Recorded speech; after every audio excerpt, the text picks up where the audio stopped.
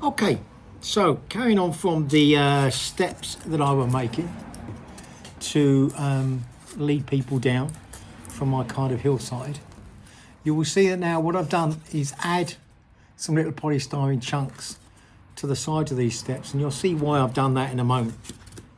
What I'm now going to do is cover this with plaster bandage.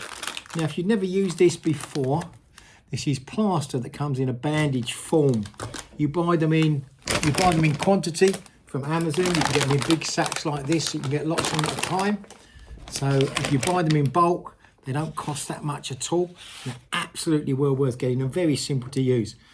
I've cut mine into some strips, handy size strips. And you will see here I use like a pie dish because it makes it easier to lay the blanket in, and then you can just mold it onto your surface. So it comes to the rough side and a smooth side. A smooth side is the side that you want to put down. The rough side is the one that you want on the surface, because that's where most of the plaster lays. So I'm just going to lay this in to the water. Only needs about 10 seconds, doesn't need a long time. You'll see in a moment I've also got a little selection of paint brushes here, and you'll see why in a moment. I'm going to use those. Just helps to mold the blanket into place. So I'm getting my steps. This is the side that's going to go butt against my wall, so I don't need any plaster on that. I just pull out my blanket gently and then lay it over my structure.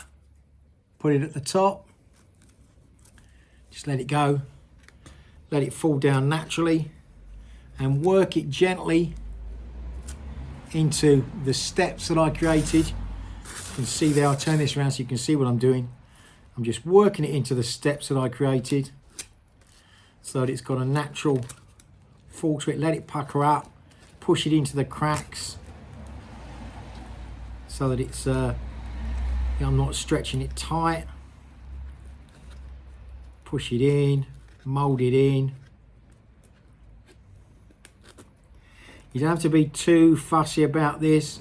Any lumps and bumps, because we're creating a rock surface, it doesn't matter anyway. I'm going to get a little brush now, and you'll see there are kind of bubbles in the surface of this.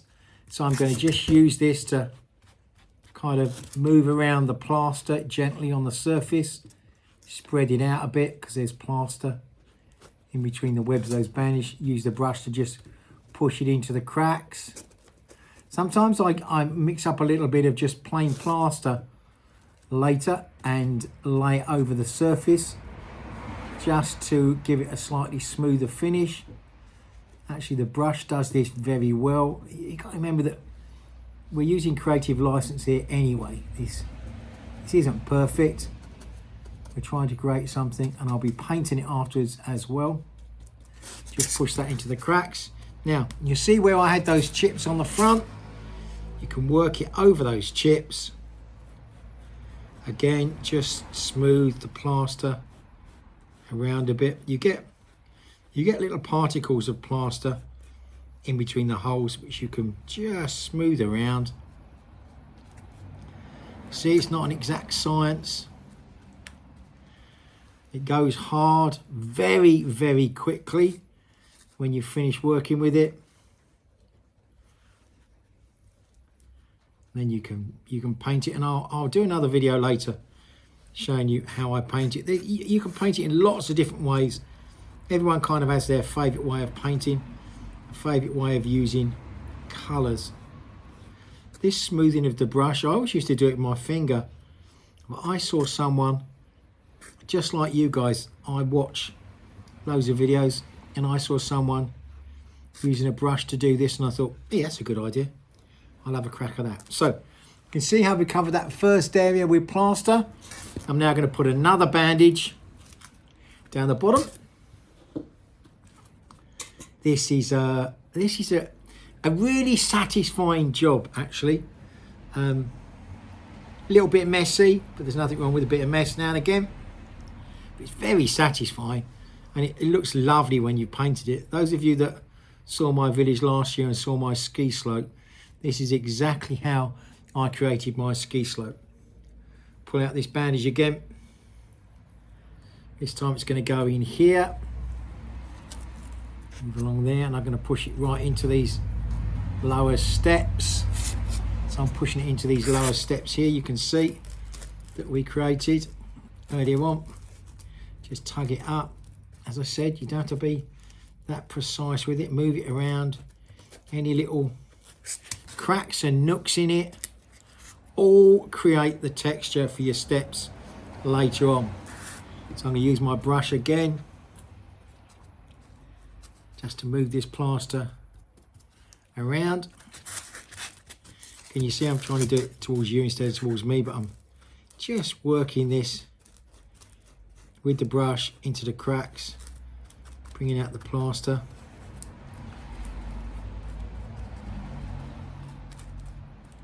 Can you see how you know, like the chunks of polystyrene here that you saw before and you thought, what on earth were those chunks doing? They just disappear and they just become like rocks. It's a fabulous process, this.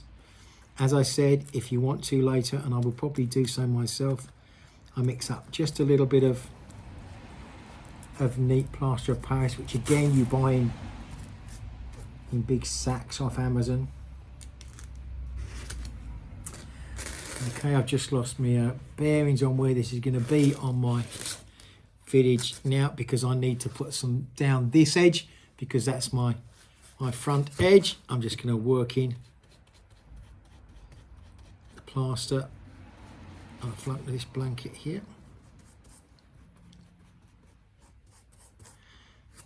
So that plaster spreads around.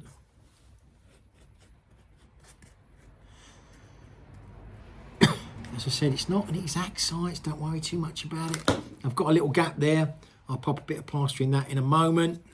I'm going to cut this sheet in half because I really only need a piece over the end here. So I'm going to cut that in half, or a third. And this will give me enough just to cover this craggy end that I've got there.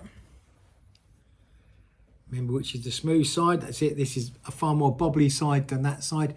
That's the side that you want underneath, because it's the other side that's got the majority of the plaster. It dries in a flash, actually. You know, I'm doing this in the afternoon, and by the morning it will be absolutely perfect for working with and painting and whatever I choose to do with it. So I'm just covering up that last end there. Again, use my brush just to, you see what I'm doing is just spreading the plaster, pushing itself into its own little holes, pushing it in.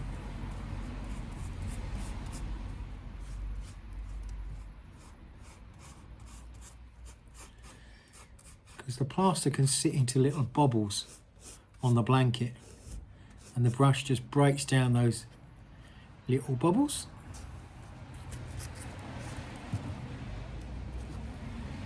Just blend that into my lower step there, push this down so that all blends in.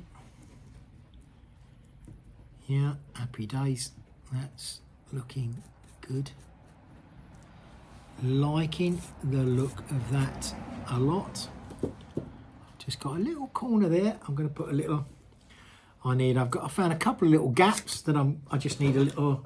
I'm just going to cut off a little kind of little square that I'm going to fit in.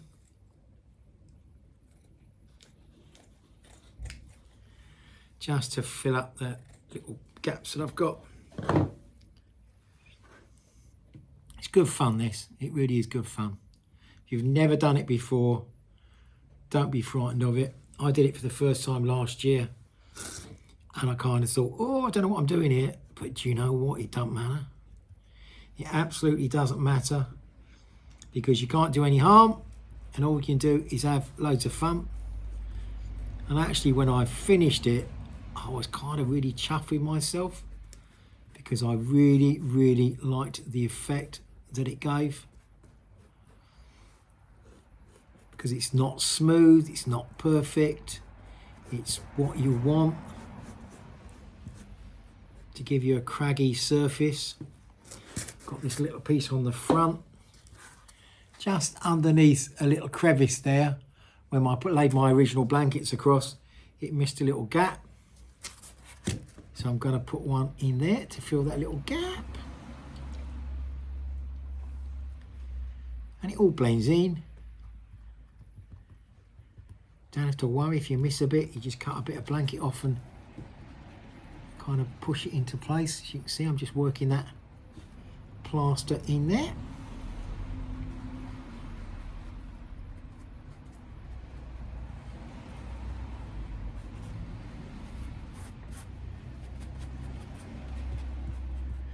Just using my brush to smooth out any little bits that I may have missed earlier on. Just get that plaster spreading around. Actually, I'm glad I watched this video with this brush. This is a good method. Last year I used my finger to kind of spread the plaster around.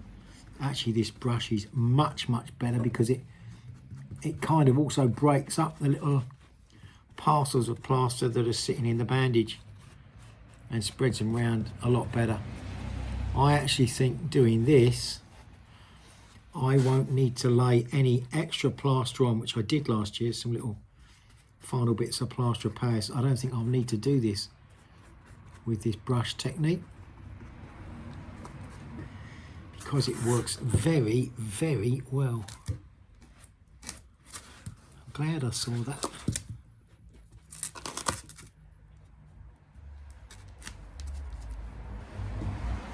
You can get carried away, and you mustn't get carried away because you become obsessed in the end with trying to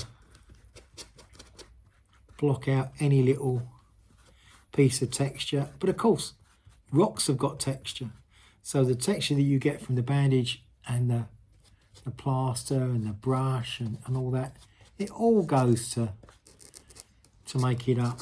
So look at that now. What was just a set of polystyrene steps, you can see now looks far more like rock because it's got the plaster over it. And when I paint it, I'll show you how I paint it. When I paint it, I make sure that I keep snow on the top surfaces and leave texture on the black surface, on the underneath surfaces. Because I'm matching this to this step, I'll show you I'm going to use a different painting technique to what I used on my mountain. My mountain I left predominantly white and used black to highlight, and this one I'm going to paint this grey and then use white to highlight because the mountain I'm going to attach it to it doesn't have a lot of white on it at all. So anyway, I hope you enjoyed that. See you again soon.